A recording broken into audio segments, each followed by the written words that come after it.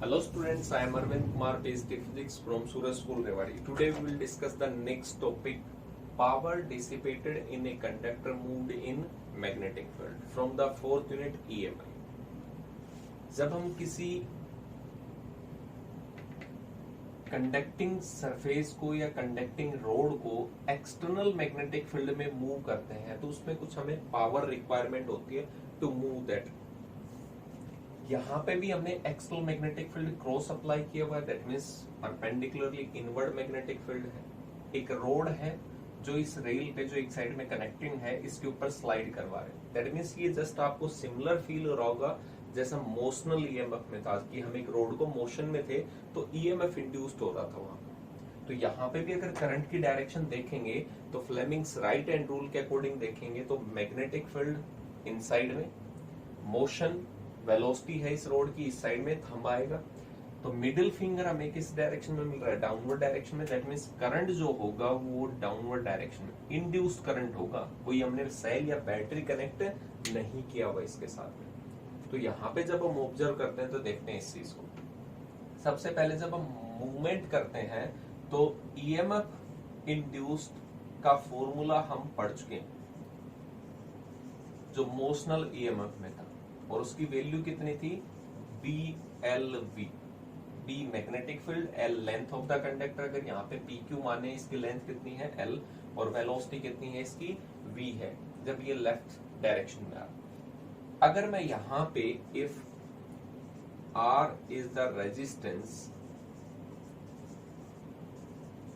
Resistance of PQ road, यहां पे हमने इस रोड का PQ का रेजिस्टेंस R माना हुआ है और बाकी जो था जितनी आर्म्स है उसका कंपेरेटिवली बहुत स्मॉल था इसलिए उसको नेग्लेक्टेड। अभी सिर्फ हमने किसका रेजिस्टेंस माना हुआ, PQ का। बाकी जो था सर्किट में तो करंट पूरा ही फ्लो करेगा, रेजिस्टेंस कंप्लीट होना चाहिए। अभी हमने माना इस रोड का रेजिस्टेंस कितना है, R है, बाकी का बहुत स्मॉल था इसलिए नेग्लेक्ट कर दिया। So current is equal to कितना होगा, वोल्टेज अपॉन में रेजिस्टेंस। वोल्टेज की वैल्यू हमें पता है BLV अपॉन में R। तो इसका मतलब यहाँ पे इस सर्किट में इस PQ रोड में जो करंट जाएगा डाउनवर्ड डायरेक्शन में इंड्यूस्ड करंट, उसकी वैल्यू हमें पता है। क्लियर हो गया पॉइंट। अब यहां से अगर करंट आपको पता है तो कंडक्टिंग रोड में फोर्स लगेगा जब भी हम एक्सटर्नल मैग्नेटिक फील्ड में जाते हैं। यूनिट नंबर 3 से, when a current carrying wire placed in external magnetic field then it experienced force. तो यहाँ पे उसके ऊपर फोर्स लगेगा तो यहाँ पे हम फील करते हैं। सो force on this road is, force का फॉर्मूला हमें पता था क्योंकि इसमें करंट है, एक्सटर्नल मैग्नेटिक फील्ड में है और ये मूवमेंट कर रहा है तो इसका मतलब फोर्स कितना था I और यहाँ पे कितना था L क्रॉस B। लेकिन यहाँ पे लेंथ और मैग्नेटिक फील्ड, लेंथ जो है वो डाउनवर्ड डायरेक्शन में होगी और मैग्नेटिक फील्ड ऐसे है तो एंगल कितना बनेगा 90 डिग्री। तो यहाँ पे हम लिख देते हैं ILB साइन 90 और साइन 90 कितना हो जाएगा 1। बट हमें करंट भी तो पता है, इस कंडक्टिंग रोड PQ में जो करंट है वो तो इंड्यूस्ड करंट है और इंड्यूस्ड करंट की वैल्यू हमें पता है BLB अपॉन में R। प्लेस करते हैं तो यहाँ पे जो फोर्स होगा उसकी वैल्यू हमें पता थी, करंट था BLV अपॉन में R और यहाँ पे L इंटू B भी है। तो यहाँ पे L स्क्वायर हो गया B स्क्वायर हो गया तो यहाँ पे फॉर्मूला क्या बन गया, B square L square V upon में R। फोर्स, इस फोर्स की कोई डायरेक्शन आपसे पूछे तो डायरेक्शन, तो यहाँ पे हम डायरेक्शन कैलकुलेट करते हैं। तो डायरेक्शन तो आपके पास में यूनिट नंबर 3 ही है, that means Fleming left hand rule है।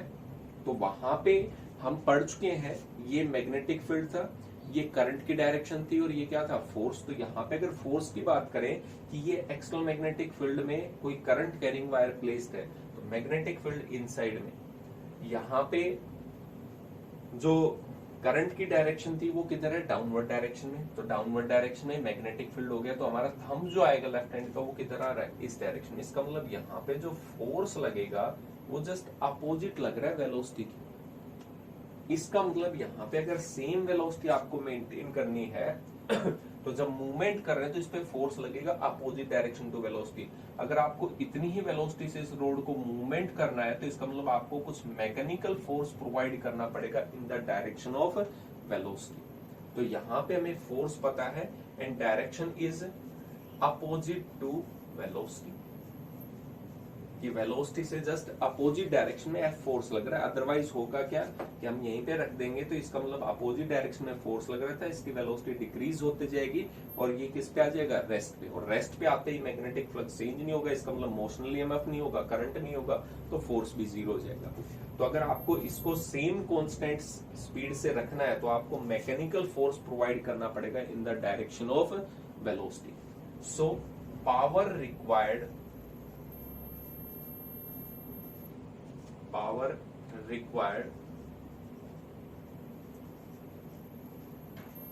to maintain the velocity और in moving leftwards। तो पावर कितनी रिक्वायर्ड होगी, और ये कौन सी पावर होगी, मैकेनिकल, क्योंकि आप मैकेनिकल फोर्स लगा रहे हो इसको मूवमेंट के लिए। तो यहाँ पे जो पावर है उसको मैं m लिख देता हूँ फॉर मैकेनिकल।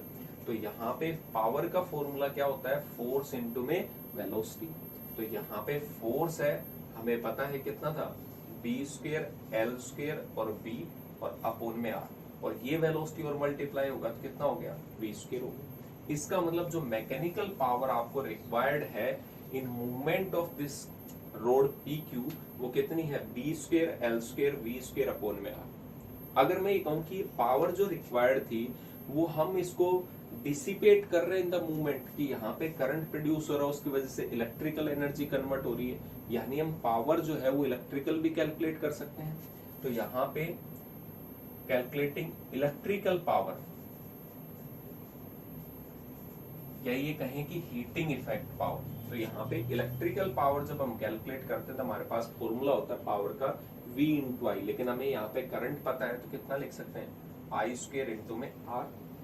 तो यहाँ पे मैंने लिखा सिंपल सा, करंट की वैल्यू तो उतनी जा रही होगी इस रोड में, कितना था, b square l square, current की वैल्यू पुट करेंगे तो b square l square v square upon में r स्क्वायर इनटू में r, एक r से r कैंसिल आउट।